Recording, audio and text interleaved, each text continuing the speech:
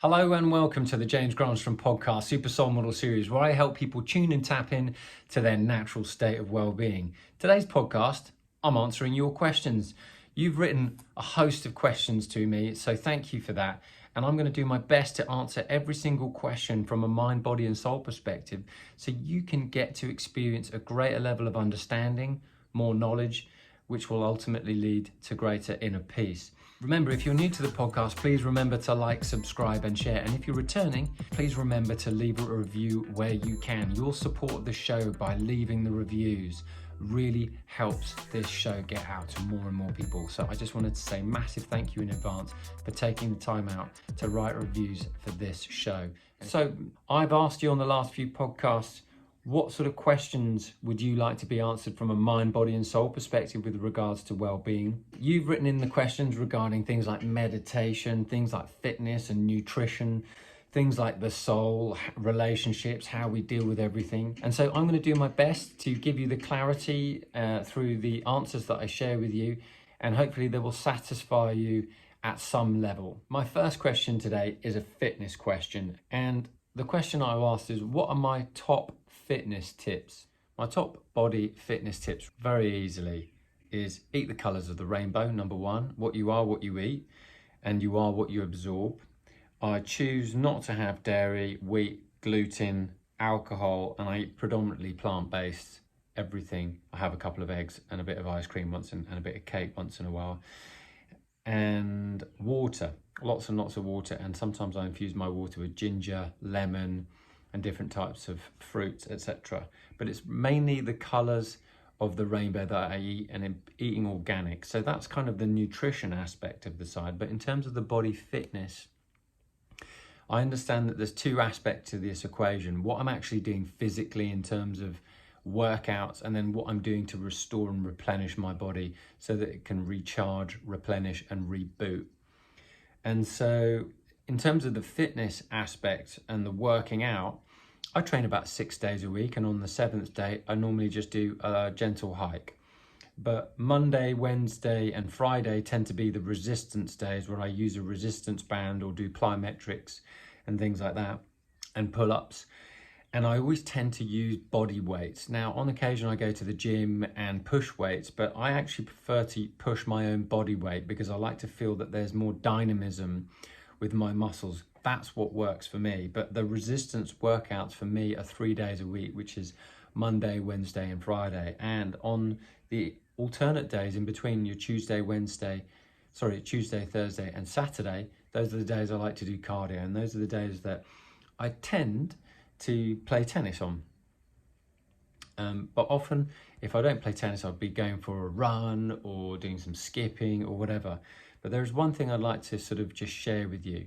There's that every morning I have a stretch, and I do a yoga stretch, and followed by that, often I go for a swim and then do a skip. Now that takes me roughly about 12 minutes to be able to do that.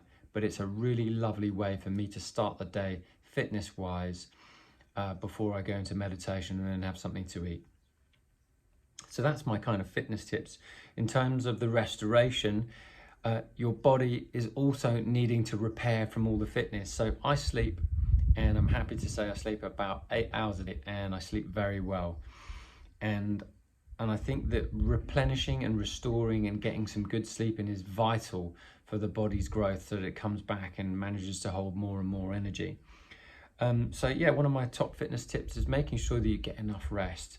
Stretching is so important for the body, and to remain fit and strong, it's also important that you kind of meditate as well and slow the mind down so it's not so busy. This helps your natural vibration to rise. So putting that all together with the nutrition is kind of my simple approach for my top fitness body tips. The second question that I've had is, when would you introduce someone to meditation? I would introduce someone new to meditation is, how well's your life going? Because dependent on how well your life is going, you won't realize the benefits of meditation, because it's really only when you're feeling chaotic and anxious and stressed and feeling a lack of confidence and maybe low on energy and maybe low on clarity and receiving ideas, and maybe your body's quite toxic, that you might wish to start meditating. Meditation actually helps all of those things because it helps our natural energy begin to rise. When we've got too much going on in the head, which is where most headaches and challenges all reside, and what meditation does is release that thinking. And so my next question that I've been asked is, well, how would you introduce someone to meditation to remove the fear of what meditation means to them? Well, meditation isn't anything religious. Meditation is something where you learn how to focus. And Microsoft did this study which says back in the year 2000, they did this study which says that people's attention spans were lower than a goldfish. So what's that saying about the human race? It's saying that even in the 20 years have passed since the millennium, our attention spans have decreased because we've had an increase in the amount of information that we've been receiving on a moment-to-moment basis through advertising, TV, social media, and whatnot. And so I would help introduce someone to meditation because sometimes the overwhelm of receiving too much information can cause too much internal conflict and chaos. And so learning to become present is very powerful, and you're not necessarily taught that in schools. So learning how to focus and become single-minded, which is what the purpose of meditation is, will bring so many benefits. So that's how I'd introduce someone to meditation. I'd introduce them just by saying the host of benefits, which are things like increased brain coherence, increased energy, increased optimism, decrease in toxicity in the body, increased creativity, coherence in the brain, a level of compassion that begins to kick in after a while, being able to be intuitive where you get heightened sensory perceptions, which, meditation brings in better relationships, a sense of self, a sense of place in the world, being able to feel tuned in with Mother Nature. Being in the right place at the right time has been one of the greatest benefits that meditation has brought me, because the energy of when you are relaxed, which meditation brings, and the energy of calm and the energy of peace that comes with it, always kind of seems to put me in the right place at the right time. So host of benefits that meditation will bring. So if you're new to meditation, look at all the benefits, and then just sitting down and starting them with as little as 5 minutes a day will help you get in the spirit of calming your mind and then tapping into those benefits that will come with. So the next question I've had on the list, when should I let my kids begin learning how to meditate? Now that's a really great question. And I would normally say is when they're able to sit still for a few moments, that's a good time. So probably from about the ages of 5 or 6 onwards, sitting down with you and getting into this state of peace will help finely tune your kids. But if they're still running around and they're still very young and full of life and vitality, then perhaps that's not the time just yet to let them learn how to meditate. So probably about the ages of 5 or 6, when they can sit still for a bit longer a period of time, that would probably be a good time for the kids to start meditating. So the next question on the list is a bit more of a soulful question. How do you help someone who is closed to esoteric and spiritual solutions? Well, the answer to that is you can't help them, but you can be the example of someone who lives with clarity, who lives in alignment, who feels good most of the time, who feels happy most of the time, who has found their sense of inner peace. That is the advertising right there. That is the influence of how you help people. So when you're calm, happy, steady, you are really helping influence people, and they don't need to know, and they don't need to understand esoteric and spiritual solutions that you may wish to give them. What's important is that you be the change, which is you be the happy person, you be the person who speaks with clarity, you be the person who creates healthy boundaries in their life. That is the example you wish to set. So that's how I would go about helping someone who may be closed, because it's the how you live and how you feel and how you show up in the world is how you influence. And when you try to convince people of things that they don't understand, it's a waste of your time and a waste of your energy. So forget that and just be someone who lives with all those qualities of calm, happiness, peace, understanding, compassion, and someone who sets healthy boundaries and speaks their truth. It's the best way that you can help people. whether you are closed or open to any types of solution or any types of ways of thinking. So my next question on the list is, what is the best way to communicate on a deeper level? Best way to communicate on a deeper level, in my opinion, is to speak your truth. So speaking your truth, and this is what I say to my clients, is I always have this thing called the sword of truth. Do you want to hear the sword of truth? And a lot of people can often feel stumbled by hearing that sentence, do you want to hear the sword of truth? Because as soon as we speak our truth, sometimes it may seem as though you're being judged, but what it's going to do is just show your perception about how you're living that you may not be able to see. And so that's what I always love to do with my clients. I love to give them the sword of truth, but I always ask them permission. Do you want to hear the sword of truth? And I think that's a really wonderful way to be able to connect on a deeper level. Another way to communicate on a deeper soul level is to allow them to see who you really are. And that might mean being intimate and being vulnerable. And so speaking your truth, being vulnerable, talking about your pains and laughing about them if you can, allows people into your life and into your heart.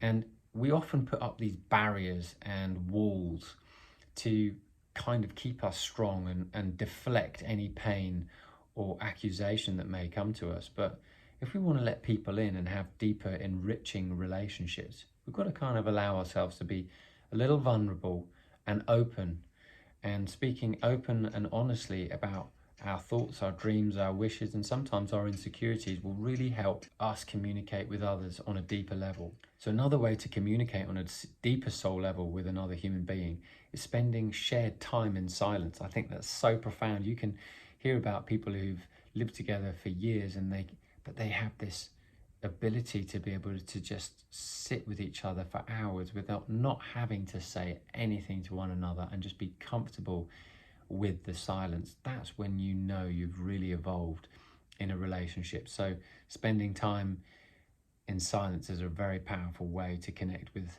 another human being on a deeper soul level. And just another way to communicate on a deeper soul level is really just to share with people that you love them when it's a genuine feeling. That's a really powerful experience. So telling people you love them will help you connect on a deeper soul level.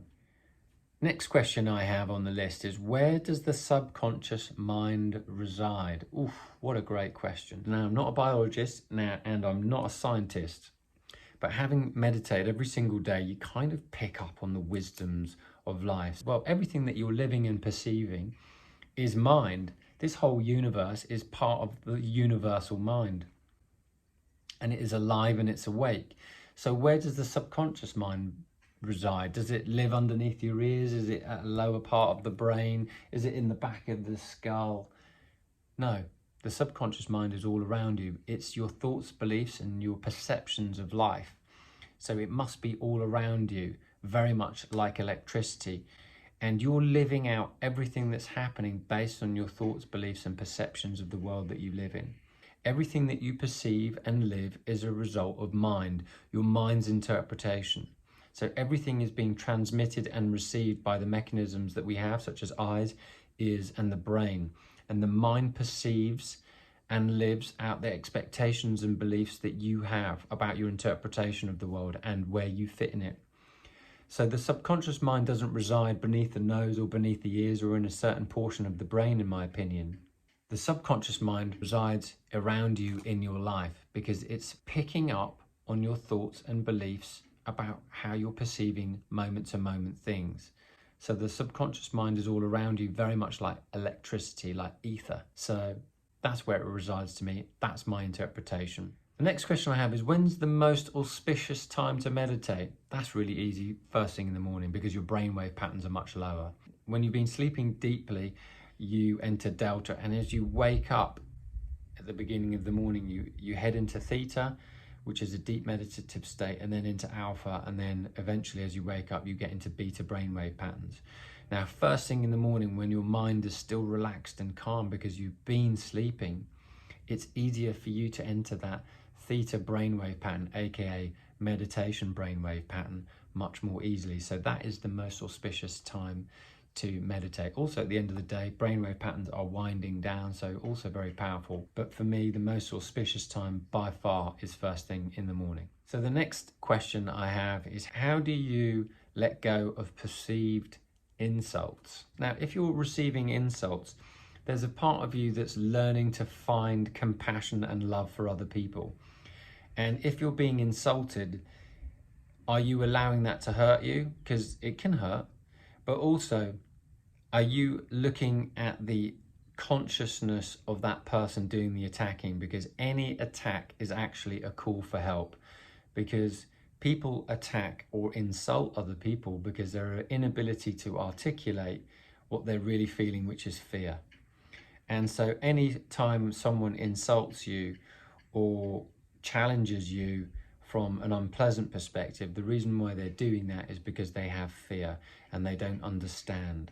And then there's a lack of awareness and consciousness in hurting others, because ultimately the spiritual truth is anytime you do something for another person, whether it's positive or negative, you're actually doing to yourself. And so when someone's insulting another one, they're actually taking a swipe at themselves and a swipe at their own soul. And so can you be the bigger person? Can you draw healthy boundaries around you where you can protect your precious time and energy and allow that negativity to just go away? Or can you bless someone from a higher perspective and just say, listen, I bless that person because I know if I take that personally, what I'm actually going to do is I'm going to allow that to hurt my ego rather than see the greater picture, which is I know that that person's in pain. And so Nelson Mandela managed to forgive the people who locked him up 27 years afterwards, because he says there's no point in me holding on to this pain, even though they caused him pain by locking him up in the first place. And so if you feel like you're on the end of anyone's attack, can you have compassion? Can you bless them? And can you be the bigger person? Can you also draw healthy boundaries around yourself? Because all attack is a cry for help. Anytime anyone's angry or gets in your way and shouts at you, it's because of their fear, their misunderstanding, and their rise and call to consciousness is being expanded, and you just so happen to be in that same space. So learning to live with compassion is a really powerful thing, but also learning to have healthy boundaries around you so you keep toxicity out is very important as well. You having discernment is so important, because as soon as you've got discernment, it will help you make better choices about who you're going to be and what environment you're going to be in with people next time. So any perceived insults or any attacks are always a cry for help. So look with people with eyes of compassion, and that's how you will be able to let go of that result of any attack or insult. So those are your questions this week. I hope you've got some clarity and some understanding and perhaps a little bit more of inner peace about some of the questions that you guys have asked. Now, if there's a main takeaway from here today, please remember that you can tag me in a post or a story on Instagram and let me know what your main takeaway was, and was there any wisdom that you managed to pick up from today's show. My intent with you is always to help create well-being in your home and wherever you are, and help you tune and tap into that. So I always love to hear from you. So if you've got anything you want to share with me, please feel free to DM me on Instagram, and I'll do my best to get back to you as quickly as I can. And if you've got any questions you'd like me to answer for you on perhaps another podcast, make sure you write to me with your questions, and I'll get back and do my best to answer them in upcoming podcasts. But I hope you've enjoyed today's podcast. I hope those questions have satisfied you on some level. And if it has, please remember to like, subscribe, and share for further content. And until the next episode, I wish you a wonderful week ahead, and green lights all the way.